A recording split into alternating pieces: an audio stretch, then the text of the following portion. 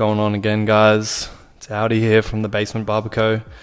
Today we're going to be going through a mid skin fade and crop tutorial. I'm just going through his hair, just trying to feel where the heaviness is and where it's light and whatnot, just so we can make sure that we don't cut it short where it needs to be long, and we don't keep it too long where it needs to be short. And then we're just going through and we're going to try and make it look as square as possible, making sure that you keep a nice heaviness through the curve of his head, making sure that that really stays nice and square so you get that nice crop effect. So we're just sectioning it out now.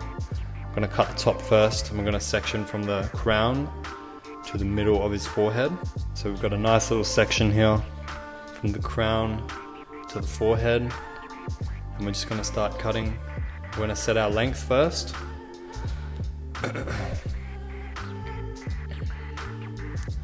This is a really shit angle here. I only realized that when I started editing the video.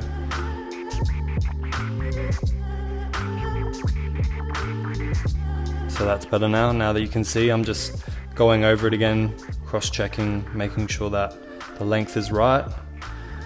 And we're just going to bring it all the way to the front, but we are going to leave that heaviness through the fringe, and we're going to leave that till later on. I like to leave it heavy there till the last minute because I like to use the razor and get all the length off with the razor. So just making sure that it's nice and square, bringing your comb up horizontal. So we've set the length, and now we're going through and we're cross-checking, but also taking off the length horizontally. I usually start at the back and work my way to the front.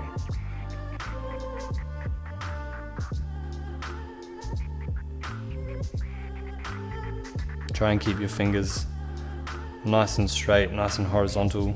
Try not to let them bend, otherwise if they bend you'll get a round shape on top of the head.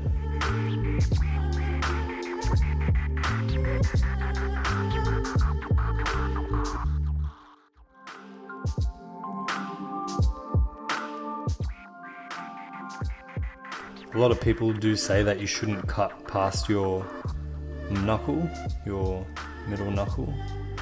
Personal preference. Your goal is making sure that you don't get finger marks in your haircut. Also, sometimes if you do cut past your knuckle, you're probably open to cutting your knuckle with your scissors. So I've gone through and I've taken down all the length in the middle part of the head. Now I'm just going to move over to his right side, but it's the left in the video. So as you can see, I'm taking it up nice and square, keeping your fingers nice and straight so you really can create that nice heavy structure.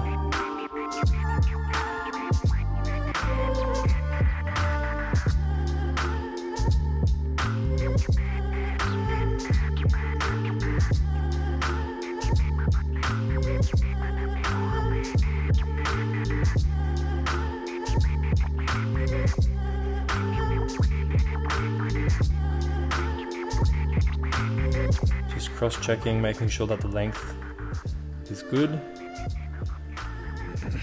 I find that when you're cutting a crop, it doesn't have to be too perfect on top, because as you can see now, we're going through with the razor and we're going to start cutting into it, and we're going to start taking out some of the bulk, and we're going to be putting heaps of texture in it. So I like to freestyle this part.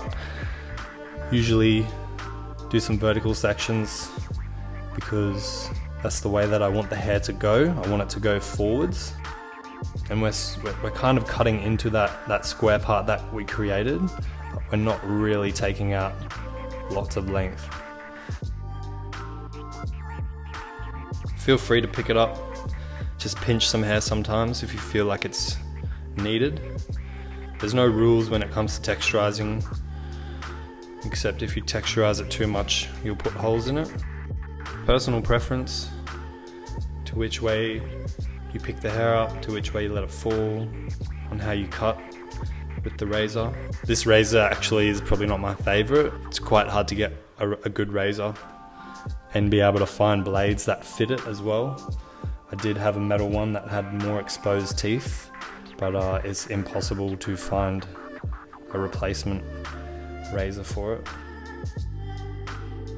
So now I'm cutting the front length, and you can see as why I've left it long instead of cutting it at the start is because you've got more to hold when you cut it with the feather razor. And if you've got more to hold, then you've got more control over how you want the end result to look like. So we're kind of cutting it, pulling it out on an angle with a 45-degree section. We're over directing it. Because Daniel here has a lot of movement and cowlicks in the front of his hair, it's a lot of having a look at it, cutting it, having a look at it again and cutting it. You don't want to be too structured with a fringe like his. So here you can see I'm just picking up little pieces that I think shouldn't be there anymore, and just taking little bits away, bit by bit. So we're done cutting for the top now we're just going to go into the fade. As you can see, we want to keep it a nice square shape, some nice heaviness up through the top of the ridge there. We're going through with number 3. We're going through now and we're going to put in the 0 line, and we're going to take all the bulk off. I'm sure you guys don't need to see how that is done. So nice and easy like that. Open clipper. Go through and flick out some of that bulk. I feel that it's better to work faster than slower when you do this.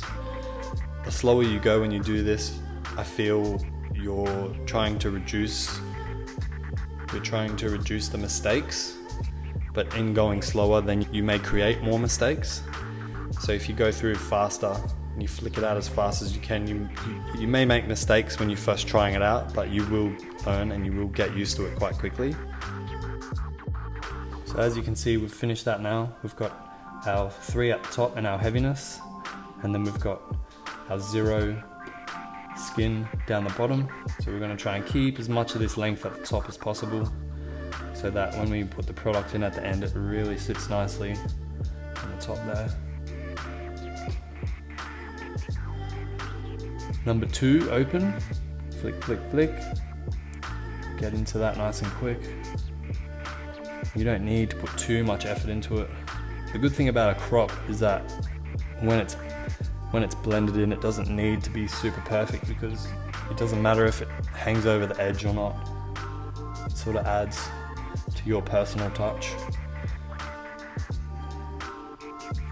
In the last few years, I've kind of stopped doing a lot of clipper over comb.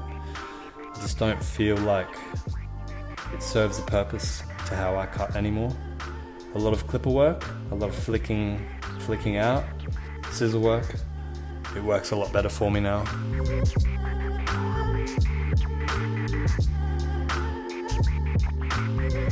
I'm still not sure if I really like those 1 guards. Sometimes it's good, sometimes it's not so good. Just depends which haircut I'm doing and if I've used it on their head or not before. If I've used it and it works, I'll probably use it again, but if I use it the first time and I don't really like how it performed, I probably won't use it again on that person. Now we're down to the half guard. Open half and then a quick flick to close, back to open.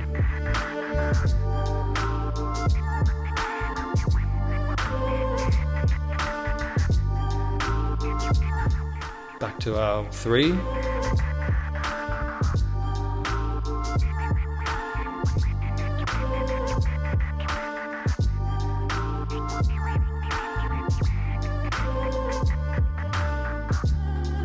And back to the 0 line with our trimmers. Get rid of that bulk nice and quick.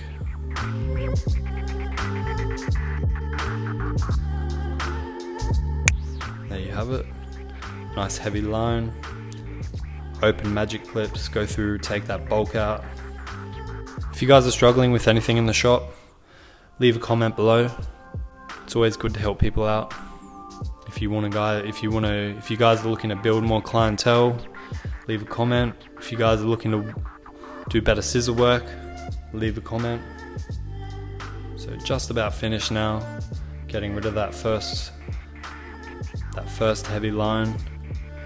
Just a little couple of teeth here and there.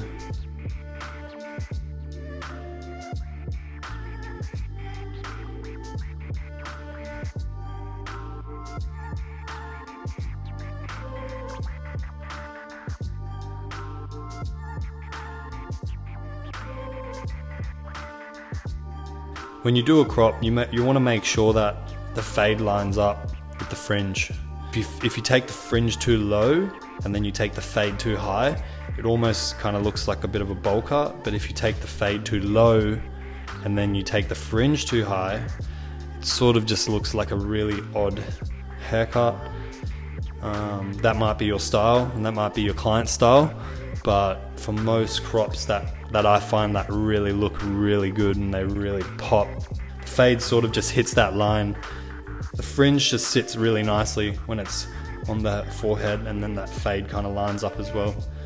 So you can see I'm still using the thinners just to get rid of any little dark spots here. As you can see, we've done both sides. They line up pretty good.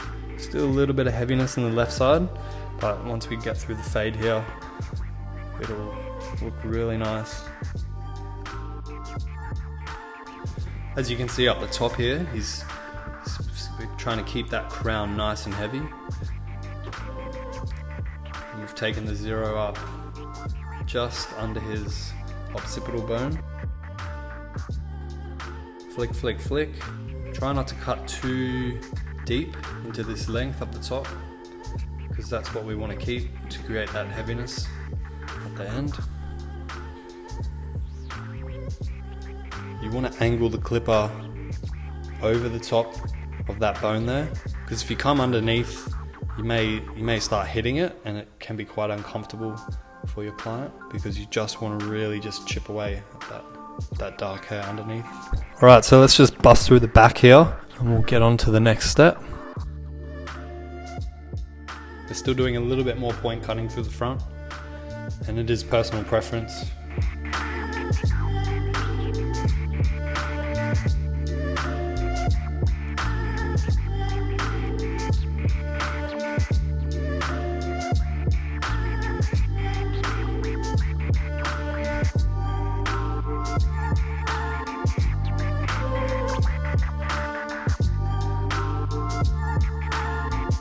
So we're happy with the fade, we're happy with the top.